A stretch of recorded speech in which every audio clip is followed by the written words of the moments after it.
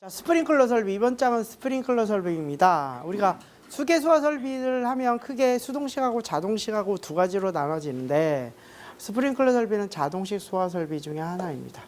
우리가 수화 설비하면 개통도를 기본적으로 알아둘 게 있습니다. 이 수계, 가스계, 제연, 자탐 정도는 기본적으로 우리가 개통도 암기하시고 많이 활용해 주셨으면 좋겠습니다.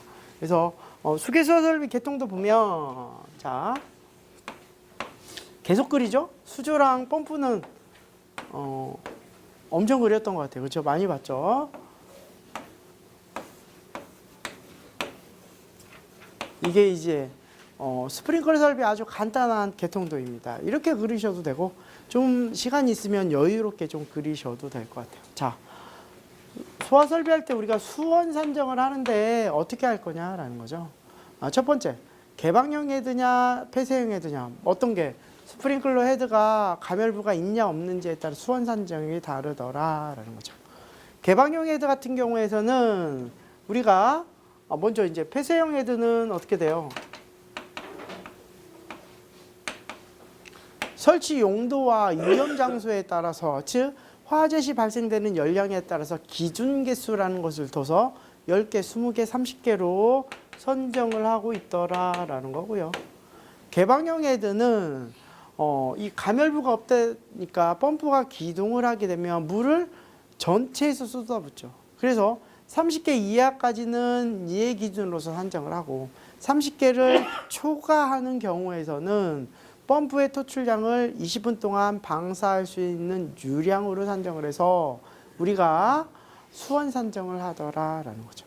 그러면 이렇게 기준 개수가 설치가 되면 펌프에서 필요한 압력은 0.1 메가파스칼 이상으로 해라라고 법에서 규정을 하고 있고, 유량은 한 개당 80 LPM 이상의 유량을 확보를 해줘라 라고 하고 있습니다.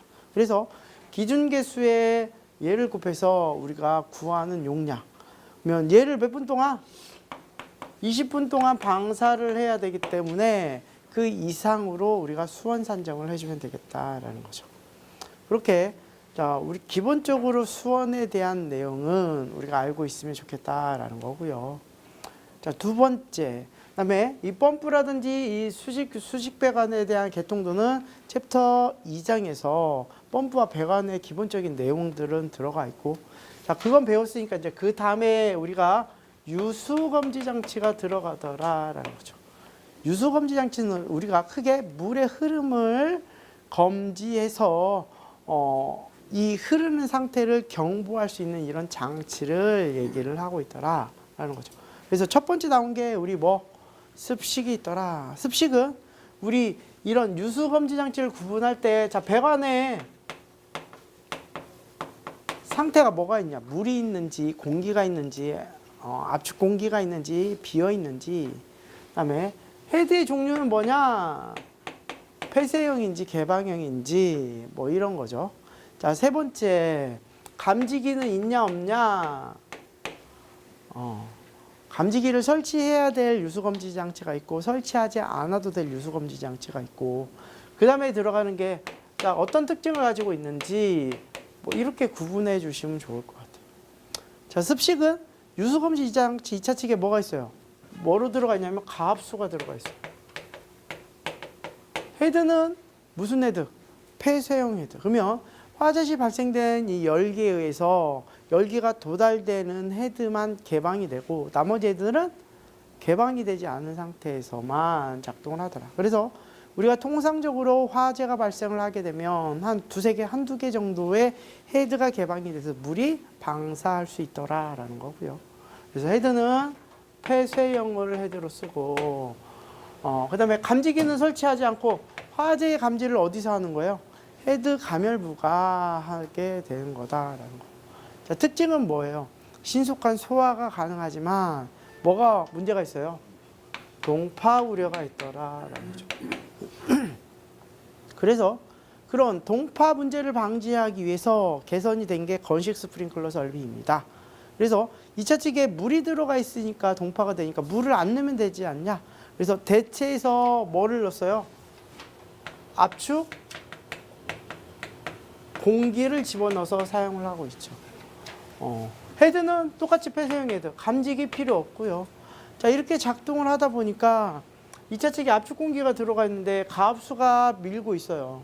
근데 공기가 있으니까 어떻게 돼? 저항으로 작용을 해서 얘가 유동을 할 수가 없더라라는 거죠. 그래서 그걸 우리가 뭐라 하냐면 방수 지연 시간이 발생을 하더라라는 거죠. 그래서 건식 스프링클러 설비는 NFPA에서는 일정량이 초과하는 최적인 경우 제한을 하고 있어요. 1분 이내 경보를 해라. 물이 방사될 수 있도록 해라. 즉 크래퍼가 개방이 돼서 헤드에서 물이 쏟아질 때까지 시간을 측정을 하게 되는데 그게 1분 이내에 하든지 아니면 1분이 초과하게 되면 어떻게 돼요? 급속 개방 장치인 엑셀러레이터와 익조스터를 설치를 해줘라 라는 거고, 엑셀러레이터는 유수 검지 장치에 익조스터는 교차 배관 상에 설치를 해서 우리가 활용을 하고 있더라라는 거죠. 자, 이렇게 했더니 자, 동파도 방지다 하면서 방수 지연 시간도 줄일 방법이 없을까라고 고민을 하다 개발이 된 게 준비 작동식입니다. 그래서 동파 방지에 의해서 배관 2차 측에 물을 집어넣지 않고 대기압 상태로, 즉 압축 공기 대신에 대기압 상태로 압을 낮춰서 유동을 하게 되더라라는 거죠. 그래서 얘는 대기압 상태로 되어 있고, 자, 그래서 유수검지장치 1차 측은 가압수가 밀고 있는데 여기는 누르는 힘이 없어요. 대기압이니까. 클래퍼가 개방이 돼요. 그러니까 어떻게 돼? 인위적으로 잠금장치를 설치를 해놨어요. 그래서 얘를 해정할 수 있는 장비가 필요하는데 그게 이제 감지기를 설치를 했다라는 거죠. 그래서 감지기 작동에 의해서 인위적으로 잠겨져 있는 해정장치가 개방이 돼서 1차 측의 가압수를 통해서 2차 측으로 넘어갈 수 있게끔 작동을 하더라. 헤드는 똑같이 폐쇄형 헤드를 사용을 하고 있더라라는 거죠. 얘에 대한 가장 큰 문제점은 뭐냐면 감지기가 작동되지 않으면 시스템이 불능 상태에 있더라라는 거죠. 그래서 감지기와 연동이 되는 게 가장 큰 특징이 있더라라는 거죠. 그러면 성능이 시스템을 아무리 잘 설치했더라도 감지기를 싸구려 설치하게 되면, 혹은 감지기를 얘는 수송 피해를 방지하기 위해서 A회로와 B회로 감지기를 설치하는데 두 개 다 작동이 됐을 때 클래퍼가 개방이 돼서 물을 송수할 수가 있게끔 하더라라는 거죠. 하나만 작동이 되면 이렇게, 그래서 화재가 확대될 우려가 있더라. 그래서 성능이 우수한 적응성 있는 감지기 선정을 하는데 관심을 가지고 주의를 기울여야 될 내용이 있다라는 거고요. 자, 그 다음에 나오는 게 이제 그러면 연소 확대가 될 우려가 있는 장소, 동파도 방지하면서 연소 확대, 급격히 쏟아질 장소, 이런 곳은 어떻게 해야 되냐라는 거죠. 그래서 얘도 그냥 대기압 상태로 두는데 헤드가 폐쇄형이 아니라 개방형 헤드를 놨어요. 또 얘도 작동하기 위해서 감지기 설치해야 되고 가장 큰 문제점은 뭐예요? 물이 폐쇄형 헤드를 설치하게 되면 개방된 헤드만 물이 방사가 되는데 개방형 헤드는 어떻게 돼요? 방수구역 전역에 물이 쏟아지니까 무슨 방지? 수송 피해가 발생을 할 수가 있더라. 하지만 뭐 어떻게 돼요? 신속한 연소 확대가 있는 우려가 있는 장소, 특수한 장소, 무대부라든지 특수 가연물을 저장 취급하는 장소에서는 효과적으로 적용을 할 수가 있더라라는 특징을 가지고 있습니다. 그 다음에 이제 개발이 되는데 일본에서 지진에 의해서 헤드가 파손이 돼서 수송 피해가 발생을 하더라라는 거죠. 그래서 그걸 방지하기 위해서 2차 측에 부압수를 넣었어요. 얘는 준비 작동식에다가 뭘 넣냐면 진공 펌프를 설치를 했고, 이 펌프를 컨트롤하기 위해서 진공 제어반이 들어가 있는 상태의 시스템입니다. 그래서 준비 작동식인 대기압 상태인데 여기다 뭘 넣었어요? 부압수를 집어넣어서 헤드는 폐쇄형 헤드, 감지기도 설치하고. 가장 큰 문제점은 뭐냐면 얘 성능이 어떤 게 있냐면 감지기가 작동되지 않는 상태에서 헤드가 개방을 하면 어떻게 돼요? 물이 쏟아지지 않아요. 왜? 유체의 유동은 압력이 높은 곳에서 압력이 낮은 곳으로 이동을 하더라. 배관 2차측을 대기압보다 낮은 상태인 부압수를 집어넣었더니 이런 압력이 유동을 하더라. 에너지가 높은 곳에서 낮은 곳으로. 그래서 감지기가 작동되지 않는 상태에서 헤드가 개방이 되면 진공펌프가 계속 가동을 해서 유수검 장치 2차측을 부압 상태로 계속 만들어주는 거죠. 배관 내불이 쏟아지지 않고 배수를 통해서 쏟아질 수 있도록 하더라라는 거죠. 문제점은 뭐냐면 진공펌프가 고장나면 그래서 시스템이 불능 상태가 있어요. 자, 감지기가 작동이 됐을 때는 진공펌프를 정지를 시켜서 물이 쏟아질 수 있게끔 하는데 진공 제어반이 고장이 났어요. 근데 감지기도 작동이 되는데 얘가 신호가 연동이 안 되면 어떻게 돼요? 물이 쏟아져야 되는데 부압수가 있어서 계속 어떻게 돼요? 빨려 들어가는 형태로 해서 그럴 소지가 있더라라는 거죠. 국내에서도 일부 설치가 됐다고 했는데 저는 한 번도 못 본 것 같아요. 자, 그렇게 구성이 되어 있는 게 유수검지 장치의 가장 큰 특징입니다. 그래서 비교할 수 있으면 되겠다라는 내용이고요. 그 다음에 유수검지 장치 2차 측에 우리가 배관을 설계를 하는데 어떤 식으로 할 것이냐? 귀약 배관 방식으로 할 거냐 아니면 수리 계산 방식으로 할 거냐라는 거죠. 귀약 배관 방식은 우리가 뭐 생각하시면 되냐면 우리가 옷을 정장을 하나 맞추는데 기존에 만들어진 것을 사서 입을 것이냐 아니면 양복점에 가서 직접 맞춰서 입을 것이냐 그거 생각하시면 될 것 같아요. 그래서 귀약 배관 방식은 그냥 누구나 글자만 읽을 자면 통계적으로 만들어 놨어요. 구경이 25짜리는 헤드를 2개만 설치를 하면 유수의 흐름이 원활히 불을 끌 수 있는 유수의 흐름의 특성이 보이더라라는 거죠. 30개 이상 설치하려면 50 이상의 구경이 필요하다. 이렇게 통계적으로 해놨어요. 하지만 건물의 고유의 특성인 용도라든지 화재 위험성, 화재 강도나 화재 하중을 고려하지 않고 있다 보니 여유율이 너무 많을 수가 있고 또 새로운 용도의 위험성이 증가하는 건축물에서는 소화 실패, 화재 제어가 불가능할 우려가 있더라라는 거죠. 그래서 그런 유체 흐름을 실제 배관의 흐름과 유사하게 만들어주기 위해서 배관 구경과 수원 산정을 실제 화재에 적용된 건물의 특성을 고려해서 여유를 최소화시켜서 경제적인 비용을 줄이기 위해서 우리가 수리 계산을 사용하더라라는 거죠. 얘는 하젠 윌리엄스 식을 가지고 우리가 수리 계산을 해서 사용을 하고 있더라라는 거죠. 자, 그렇게 구성이 되고, 자, 이렇게 설계를 하기 위해서 스프링클러 설비 배관 방식은 크게 어떻게 나눠지냐면 토너먼트 배관 방식과 기타 가지 배관 방식, 루프 배관 방식, 그리드 배관 방식으로 우리가 구분해서 사용을 하고 있더라라는 거죠. 자, 이렇게 구분돼서 사용하고 있는 것은 건축물의 특성에 따라서 루프나 그리드는 일반 건축물에서는 보기는 힘들고 대부분 플랜트 현장이라든지 좀 부위가 넓은 곳에 대단히 방호 구역을 담당하고 있는 장소에서 적용 가능하더라라는 거고요. 우리가 가장 많이 설치하는 것은 가지배관 타입을 가장 많이 설치해서 사용을 하고 있고 가스계 소화 설비에서는 토너먼트 배관 방식을 이용해서 우리가 사용을 하고 있더라 정도 구분할 수 있으면 되겠습니다. 자, 그 다음에 설치가 되는 게 우리 이제 스프링클러 헤드예요.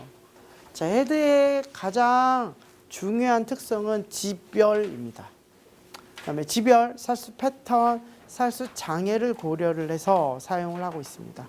자, 스프링클러 헤드가 작동하기 위해서는 우리가 화재 시 발생될 구획된 실에 자, 화재가 발생을 해서 열기가 있고 이 열기가 상부로 상승을 해서 천정면을 따라서 이렇게 이동을 하는 이런 길을 우리가 실링 제트 플로우다라고 하는데 이런 기류의 열에 의해서 스프링클러 헤드가 작동을 해요. 그래서 천장면에 가깝게 붙여야 돼요. 통상적으로 이런 실링 제트 플로우는 층고의 높이의 5에서 12% 범위 내에서 이런 열기류가 작동을 하더라. 그래서 천장면에 가깝게 붙일수록 스프링클러 헤드가 빨리 작동을 하더라. 그게 지별이에요. 그래서 화재 안전 기준에서는 천장면에 가깝게 몇 cm 이내? 30cm 이내에 설치하라고 규정을 하고 있는 내용 중에 하나입니다.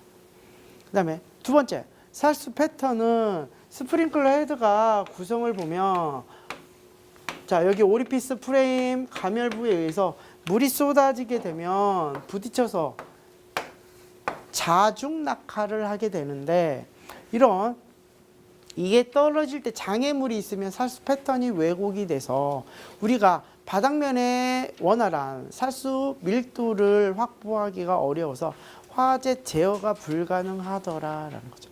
그래서 화재 안전 기준에서는 장애물이 발생하면 하단에 설치하든지, 살수 패턴을 왜곡하기 위해서 방정 몇 cm?